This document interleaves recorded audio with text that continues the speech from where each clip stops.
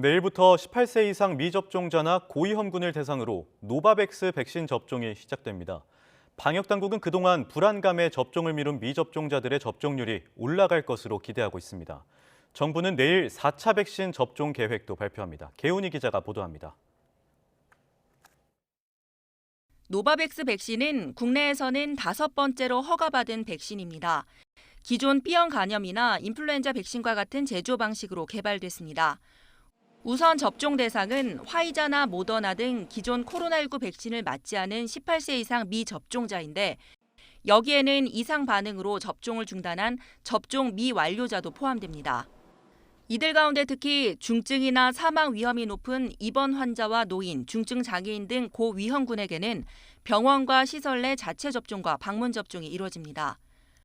그 외 미접종 일반 국민은 자녀 백신 등으로 당일 접종이 가능하고 사전 예약은 21일부터 진행해 접종일은 다음 달 7일부터 선택할 수 있습니다. 노바백스 백신은 3차 접종에도 활용됩니다. 노바백스로 기본 접종했다면 3차 접종도 같은 백신을 원칙으로 하지만 만약 당사자가 mRNA 백신으로 3차 접종을 희망한다면 특별한 사유 없이 변경할 수 있습니다. 기초 접종을 다른 백신으로 했지만 접종 금기나 연기 사유가 발생한 경우 의사의 판단을 받아 3차 때는 노바백스 접종을 받을 수 있습니다.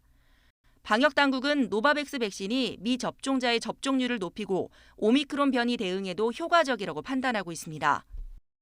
접종 전과 비교해서 오미크론 변이 결합 항체가가 접종 28일 후 기준으로 봤을 때 약 74배 증가되었다고 보고되었습니다.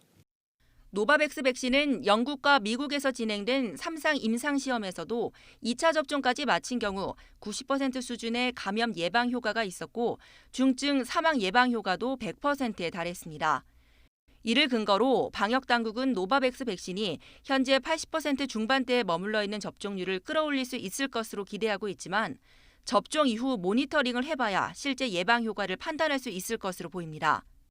100% 효과적인 효과가 있는 어떤 치료제라든지 또는 백신은 존재하지는 않습니다. 어느 정도 효과가 있는지 시간이 지남에 따라서 어떠한 변화가 있는지는 지속적으로 모니터링이 필요한 부분입니다. 코로나 백신 4차 접종 계획도 발표됩니다. 백신 접종이 시작된 지 1년여 만입니다. 구체적인 대상은 아직 공개되지 않았지만 면역 저하자와 요양시설 입소자 등으로 예상됩니다. 먼저 예방접종을 받으신 분들이 그 시간 경과에 따라서 조금씩 그 감염 예방 효과가 감소되는 것은 사실입니다. 4차 백신은 3차 접종 이후 4개월 간격을 두고 실시할 예정이어서 이달 말쯤 접종이 시작될 것으로 보입니다. YTN 개훈입니다.